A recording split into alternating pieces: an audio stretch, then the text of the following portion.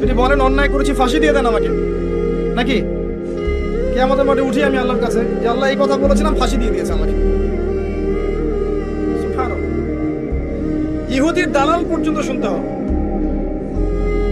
শোনেন ভাই, এই জায়নিস্টদের বিরুদ্ধে, ব্রিটেন, আমেরিকা, ইসরায়েলের বিরুদ্ধে আমি এই বয়সে যে কথাগুলো বলেছি, একটু নিজেদের আয়নাগুলো ঘেটে দেখেন। আমার বয়সে কতজন ছেলে, কতজন যুবক ইসরায়েল, আমেরিকা, ব্রিটেন, ওদের পশ্চিমা সভ্যতা, জায়নিস্ট মুভমেন্ট, পেট্রো ডলার, ওদের সামরিক বিষয়গুলো, ওদের অর্থনৈতিক বিষয়গুলো, এগুলো নিয়ে কথা বলেছে, কয়টা যুবক আমাকে খুঁজে দেখা আমার বয়সে, আমার বয়সে বুঝে দেখেন। আর তাকে সেখানে আপনি আমাকে বলছেন আমি ইহুদি খ্রিস্টানের দালাল।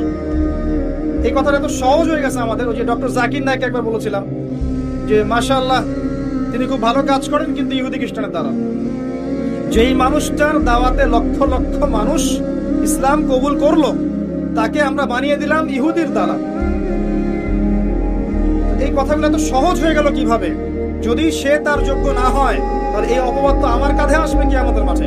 আমি রিকোয়েস্ট করবো সবাইকে যে বিনয়ের সাথে, আন্তরিকতার সাথে বলবো যে আমরা যেন কথাবার্তায় অপবাদ দেওয়ার ক্ষেত্রে, কারো ব্যাপারে মন্তব্য করার ক্ষেত্রে সচেতন হই।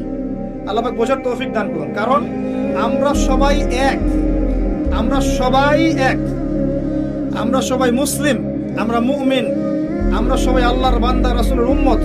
আমাদের মাঝে যাররা পরিমাণ বিষয় যদি ইখতিলাফ হয়েও যায়, এর মানে এই নয় সে আমার ভাই নয়, বিষয়টা এমন নয়।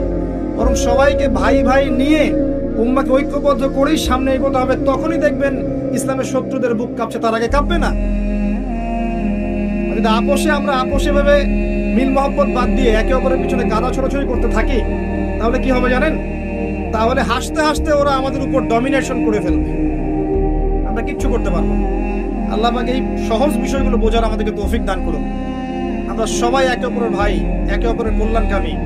আমরা যেন সবাই একে অপরের কল্যাণকামী হয়ে কাঁধে কাঁধ মিলিয়ে আল্লাহর দ্বীনের জন্য কাজ করি। আল্লাহ পাক তৌফিক এনায়েত করুন, আমিন। এবং আল্লাহ পাক বুঝে না বুঝে, যারা বুঝে বা না বুঝে যারা বিকৃতভাবে উপস্থাপন করেছে বা অন্যের কাছে তুলে ধরেছে, যার ফলে তারা বিভ্রান্ত হয়েছে, আল্লাহ পাক সবাইকে যেন মাফ করে দেয়, আমি দোয়া করছি আল্লাহ পাক, এবং হেদায়েত দান করে আল্লাহুম্মা আমিন।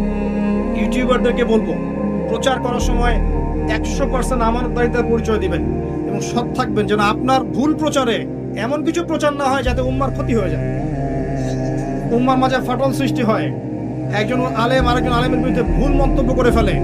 এগুলো কোনো কোনো ক্ষেত্রে সামাজিক মাধ্যমের ত্রুটির কারণে হয়ে থাকে। আল্লাহ পাক যেন বোঝার তৌফিক দান করেন। স্মার্ট হন, হিকমার সাথে ঠান্ডা মাথায় দিনের কাজ করেন। আল্লাহ পাক এই উম্মাহকে কল্যাণ দিবেন, বরকত দিবেন ইনশাআল্লাহ। আমিন।